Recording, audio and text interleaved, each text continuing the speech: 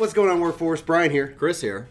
Chille here. All right, so we just sat down to the 5.0 keynote, and on the way back, there was a lot of people, and we literally said nothing the entire way back up here, just so we could sit down and give our raw thoughts about what the expletive we have just witnessed and what our raw thoughts are. I want to toss, Chille, you've driven and flown and traveled the furthest. Yes. I think you should be up first. What's your take? I'm scared that I got so much right. I really am. I'm not joking. I called the Warriors Darkness. Yes. I called the Viera. I'm scared, okay? I even called Ishgard Housing last night. Honestly, I think we should just go gamble the rest of the time while we're here, the way that you're hitting the freaking numbers. Because we were joking about different housing. I said, imagine if Ishgard was a shanty town and you've got a craft to fix it up. Absolutely right. So, It's like, all right, Chris, what you thinking? It's my first FanFest, and if they're all like this is incredible. Yeah. Everything from how smooth security went, to how great the people in line were, to how well they got us into the room, to the sheer amount of news they had, and just the whole delivery. I'm really excited for 5.0. The literal first thing that I connected with in that opening trailer, that cinematic, there's the visual of the 1.0 here, Warrior of Light, and the audio. It was like it was so in all of my senses at that exact moment, and I yelled it out. I was like, oh my gosh, the 1.0 Warrior! Like, what could this mean? What could this mean? what could it be? Right. Who could be knocking on our door right now? I bet it's a Clink. You guys give some thoughts. I'll let them in. This is how we roll. Vegas, all right, baby. Wait. So, we know that 5.0 is going to be Shadowbringers, estimated early release date of early summer 2019. I don't think any of that was shocking. No. Well, the last one was spring, weren't they? Yeah, it's about 2 years, give or take. So, yeah. We'll see what that means. Story-wise, now we're going to go fight the Garleans to take down the Garleans. Did you guys think that that's where this was headed? I think, as I come back into frame and back into the audio, real classic editing style. I think that's obviously the logical conclusion outside of them just blowing up the world, which I was like, what are we going to do? Visually, they represented that very, very fun, very interesting. The question that then comes up to my mind, and I'm sitting here at that moment. I'm not trying to be like negative at all on it. It's just that I'm hoping that there's a gameplay system in which that we are having this conflict with the entire besieged. With the entire, but as Koji said, like the full force of the Garlean Empire. Yep. We've only seen as an empire goes, they're not really hitting on all cylinders because we keep taking land from them, and we don't seem to, okay, they're like, well, all right. Yeah. As we push into them, that'd be crazy. So what does it mean that we're going to be the Warrior of Darkness now instead of the Warrior of Light? What do you think that's going to translate to? Is there a gameplay aspect to that? I don't know about the gameplay aspect, but this is where I predicted. It was on one of your podcasts, wasn't it? Yes, it was. I believe. Basically, I predicted because of the fact that remember the Warriors of Darkness? They said that their world was destroyed because there was too much light. Right. Now, if we're pushing into Golem mode, which is one of the main factors of darkness on our shard, if we successfully defeat Golem mode, that would push way over into the light. Hence why we're going to have to become the Warriors of Darkness to actually balance out how much light we've produced in the world. Yeah, it's going to be a really interesting narrative twist. If you looked at 2.0 where you're gathering the crystals, 3.0 we had to redo that, and then 4.0 we were like actually kind of in this different land, etc. It's a gameplay and narrative wise, it's a way that we have to reestablish ourselves. Like it gives the story beat a way that we have to shed the power that we've accumulated, and we filled up our white bar on Red Mage. Now we need to fill up the black. We're very bad Red Mages. Yeah, right. Yeah, we are not aspected correctly in that regards, but that's the same kind of thing. We have a lot to talk about. So speaking of balancing the bar, what did you guys think about the MP and TP going to one MP, going to one currency, simplifying that secondary? And I wonder if they're going to get... Okay, so does they're getting rid of TP. No, but does that mean they're going to... Remember, because we've got Mana Shift right now, which allows mages to change to MP to have a Then you got Goad, which increases TP. Yeah. Will they merge those two into one ability? Probably. Probably. But They said they would be simplifying abilities again. I think it's a really good shift because you have jobs that have Yeah. MP that have never needed MP. It's just a wasted stat. And then you have jobs that have TP that never need TP. MP though is a stat that we can increase and that increases with level. Thus, I honestly think it might, and this is just me theorizing here, theory crafting, if you will, not confirmed, but I think this hints at broader battle system changes than just that, because they said that there are big things happening and little things happening, and that's one of the things that we talked about. From a cross-roll standpoint, you can now take anything that costs MP that they want to let you, very like kind of Guild Wars style, because before, like if you're not an MP class, you're not going to take an MP ability, even if they let you, because how would you cast it? How would a warrior have enough mana to consider Well, a we'll heal? see how that works because the MP might be tied to a stat. Could It still is. MP is still based off of the piety, but they took away the ability to kind of stack that. That just became it's a healer or it's a cast. So we'll see how that works with the abilities though. Yeah.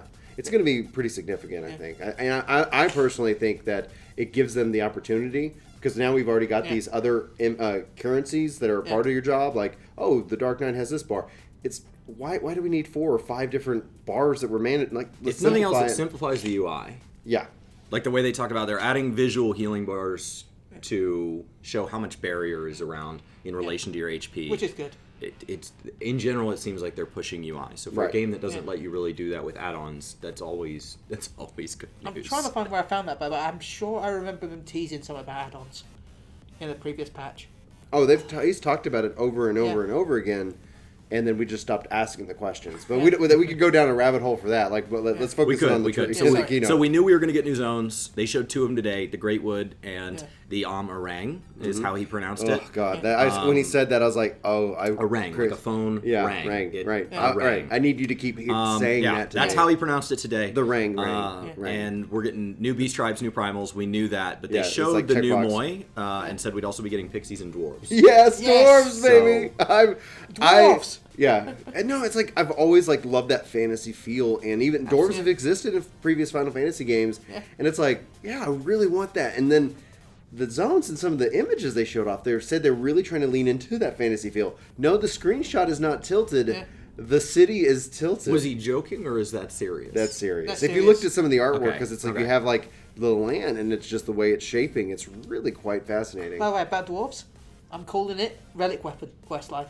Oh, that'd be cool. That would be awesome. Absolutely. That makes perfect sense. That would be awesome for what they would do. Yeah. Yeah, because they're been teased in the lore. Man, we've got to get at this. We got to get Dwarf Rika. So Dwarfka. new dungeons. 9 ones at launch. How many did we have at the start of 4.0? Knowing that those aren't all It's usually cap dungeons. If you think about it, they end up usually having 2 or 3 at cap, 2 or 3. at the launch, and then they introduce more. So you could say roughly 6 or 7 of those are going to be leveling dungeons. 6 will be story free. The key thing here, though, is that if all those dungeons are really interesting, but like when you get to cap, you just run the same 2 over and over and over again. They're not done making announcements. They're not done with announcements, but for what they've showed us, I was like, gosh, I really want them to bring some more with that. But they talked about some cool, interesting system stuff. I don't know where they did. I'm just going in order. New high-end raids, new alliance raids. Nothing shocking. Nothing even teased because for the last one, he made it very clear. Last one they talked about Omega and Return to Evil East. We did not get a hint, any hint as what they are. End game content for hand and land. That statement on its own didn't really have me that excited because. Of course, it's going to be pushed to a new level. But then they said we're going to be restoring the holy city of Ishgard, and that we would not be able to live there until it was restored by the gatherers and crafters. Yes. And that, in and of itself, makes it is one of the key pieces that I think the game is going to be positive. That the community coming together is essentially bringing these servers online. Is that done the same way we're doing weekly turn-ins now, where you're just turning into a cap and then you're getting something in return, or is that done more server style, like a WoW AQ40, where you literally, some servers don't have housing open because the community does they haven't chosen to engage with that system? I hope that more than anything else. What if it's a mix of both? Okay. Where you do the hand-ins, but then in mini patches, if the servers have done it, then it adds the I'm intrigued by it. It's intriguing because when we talk about end game crafting and gathering, turn-ins is not what I would consider end game. No. I would consider end game the raids, the dungeons, those type of content, and thus, if it's not obviously going to be the same thing, but an equivalent connection, some kind of tie-in from the level of investment that the player is making, that speaks more than just turn-ins to me. Hopefully, it's set up in a way that puts a lot of movement in the economy, because that's something we really need. Diadem. Maybe. Diadem in concept or diadem in practice? Remember they had the gathering diadem, which was an endgame area. Yeah, that was actually I thought it was decent. That could be cool. I just like that we're restoring something that's important to Is all that of where us. our farm's going to be? Because they said we're getting user-controlled farms. Yes. So is that going to be in Ishgard? If it's going to be in Ishgard, does that mean the climate in Ishgard is going to be changing? It's no longer going to be covered in snow. That's not because of geographics that it is. It's because of the Aether disturbance that happened with the calamity. Yeah. So New Job's not farmer, by the way. Yeah. It's a shotgun it's a farmer with shotgun. Dragon Ball reference. Yeah. New gear, new recipes. Now, from here on out, we actually start getting to. We talked a lot on this channel about things we'd like to see added, and it felt like they pulled from the list. I don't know how they responded to Chille's podcast so quickly. So the trust system is added. Yes.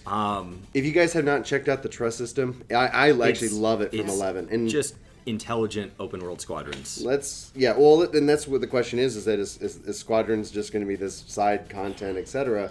I like trusts more than squadrons because the trust builds on your squadrons. I don't want another Right. system. I like my existing systems, but I think it might be because he said we're going to be adding NPCs as you go, which says that they're going to be kind of named NPCs, not those random ones you get from your challenge. It then becomes a collection game. It becomes outside of mounts and minions, but and that's one of the cool things that 11 did. Is that there's special events and certain things that you have to do to and you'll have to have them to clear the Shadowbringer areas, which means the content's going to be too hard to clear. I didn't catch solo. that. Is that what? Yeah, you will need them to clear the new zones. Maybe not in their entirety. It may just be certain quests within those zones, but they said that you would but that's the thing. If you can take them and you can go, it's it an feels alternative like to co-op. Right, but it you can either take, or if we're all playing, and now that we have world visiting. It's like, let's go and play together, and then, you got to go to work, or I probably do. And it's like, well, then instead of having to, I guess we can't continue. No, you just call out a trust until you find a replacement. That's the brilliance of it. The trust system doesn't replace a human being; it removes downtime, unnecessary downtime. It does, which is also removed by the world visit system you just mentioned, which is allowing us to teleport to other servers within our data center for open world content. Let's powwow on this for a minute because. I want to get y'all's hot take on that because I had two thoughts and I ended up positive. The first one was negative. I have one word. Maps. Yes. Maps. Yes. We can do maps. I was originally thinking I wanted the shard system, meaning where it's like the zones. You just zone into the zone and it balances, right? But I know the argument against it is that some people feel it kind of breaks up your server community and that culture. And what this does is a compromise between it because you don't have to do anything just but visit a city Aetherite and then you just pick the world you want to go to. And so manually. So you are choosing a community to go be a part of, not just a community of random fragmented people. Right. Yeah. And so that kind of in a way addresses both. Correct. I think brilliant solution. It's going to be interesting to see. I think it is a brilliant solution. And when it's put into practice, and it's coming before the expansion because they're going to test this, so we don't have a problem on the launch day. You know? Yes. So you'll have a homeworld destination, and so you can even go do your main scenario there. Which, speaking of main scenario, we're now getting New Game Plus. Nice. I don't know about that. I think it's incredibly important when you talk about having a friend pick up the game, and then they push through they kind of push through the beginning of 2.0 on their own. At 3.0, they're like, I thought I wanted to play with you. I got excited. I pushed really hard through one expansion, and I can't keep playing by myself. And you can reset back to the beginning of 3.0, and you can just play through 3.0 with me. I need to see it in practice because honestly, the announcement for me, I go, why can't we just have level sync and I go with you on those missions? Well, you are in New Game Plus. You are going in at your current strength tune, right? Which sounds an awful lot like level sync. Yeah. Also, I'm not a lot like I didn't level connect 6. those dots. I hope you guys You're are right. going in at your current strength. Also, I think this is the one way they could have. The only way they probably could have got the ability to redo instances. So that's why they did it. Either that or you're going in at your current strength and you're just going to kill everything in one hit, which would be weird. Yeah. Right. Well, that's what I'm saying. It's that what I want is that if Said doing let's it at say your you're current coming in, right? If you're coming in, I can join you, and then I can witness the battles and stuff. Anyway, that's Can it be used as a way to level alternate characters? I don't know. If you rushed through on your first character and you want to go back and take it slow, can you use an alternate job and gain experience this way? Can I go play slow and actually pay attention this time? all these questions and more we will be asking at some point in the future. It's for me like it's I love the concept of New Game Plus. He said it was very single player focused, that concept, because and that's when he talked about the world transfer. Yeah, I've not heard of a New Game Plus for an MMO before. Right, I've never heard of it for an MMO. Absolutely. No. End of 32-bit support. They're not kicking you guys off. They're just going to stop supporting it. And so So if you have errors, we don't want to hear about it. Please upgrade. Upgrade to 64-bit. So they said upgrade now. Speaking of upgrading and everything, we're regrouping and redistributing servers. So there's now going to be a third data center here in the US and an additional one in the EU. Yep. And existing servers may not remain on the data centers. It's possible that there's a split. There's Reshuffling. people you could play with before that you can't. Now, the immediate outrage there is, but I've been playing cross-world with these guys a couple nights a week, even though I want to stay on my current server. They are making server transfers free. So that helps. I don't know what you do about, like, if you have a house on your server and... Yeah, you have to get rid of your house. Yeah. We'll find out, but at But the end of the day, they're gonna show the list like, tomorrow. The Reddit stuff about chaos being down, like always going down. It's like it's just got too much volume, and so it just only. I'm happy that EU's getting another one. Australia gets the shaft. Now, from here is where it started to get exciting. So from here, they started saying everything else is torn out the live letter, except we're getting a new race. And he had Bugs Bunny, and I when he walked out, I was like, Viera. He's wearing, because everyone's like thinking he's wearing something for the job. I was like, But he was very careful not to turn around. The camera was zoomed way more out for the first half, and then all of a sudden was a lot closer in, because I think they were trying not to show his shirt to everybody. You excited about the new race? Yes. Absolutely. I'm not going to change, but... Do you believe in when he said it's the last new race they'll ever add? No. Okay. I think what we've learned from this is that that Yoshi P shouldn't be trusted because he says things. Well, he's a showman. Yeah. He is a showman. He is a showman. And then 4.5 we'll get more hints about that. 4.5 is going to be a big patch, which is good because it sounds like it's our last patch and it's got to last a long time. And that's the thing that I've kind of, and I was alluding to, that I'm like, I feel like they're working on something big. I feel like, and some of the things they showed are what I would consider big things, but we don't know what those are. I'm now more excited for 4.5 because of some other things they talked about. We'll talk about. We're getting our first limited job. Limited job. That's a weird term. Blue Mage. Yeah, confirmed. Blue Mage. So I think this does put a lot of weight on the Blue Fleaver League's Fleaver. That it was like, they, so it wasn't 4.4, but it was 4.5. Limited job. Level 50 cap. Yep. So, no class. No class, therefore no class quests. Right. Just the same as the previous jobs, though. But I don't think any expansion jobs had it. Right. So what's weird here is how you learn your actions. Well, I mean, weird in the sense of because it's Blue Mage. In this game, yes, Blue Mage it's weird learns because they're having to invent a new system to stay true to the class. Yeah. What do you guys think that's? So it's blue only duties that are called the Mass Carnival. What does that play like? I mean, are you in there with basically a trust? Is it basically class quests in multiplayer? Maybe. Well, the trust system won't be until 5.0. So with the stuff here, I think you're just going to go and you're going to get hit and you're going to learn, and that's how it is. Like you learn from the Monster Hunter World thing. You can mess up party comp and still have content be fun. Yeah. Mm-hmm. What about if it's like Eureka Zone in a way? Not I like Eureka, but I'm just saying the fact that you go into there and you go as a Blue Mage into that, and you fight. There's it's a different a world with different terrains. Yeah. And that's where you find all the different monsters on there, and that's where Blue Riga. Can't wait to. And they said it's not just as simple as beating the encounters. So right. No. Blue Mage. The thing is, leveling it to cap does not guarantee you got the abilities. So from a game design perspective, it's that if you learn things quickly and it's easy to do, they should expire. But if it takes you a long time to learn a skill, or if a skill's going to last forever for you, then it should take a long time.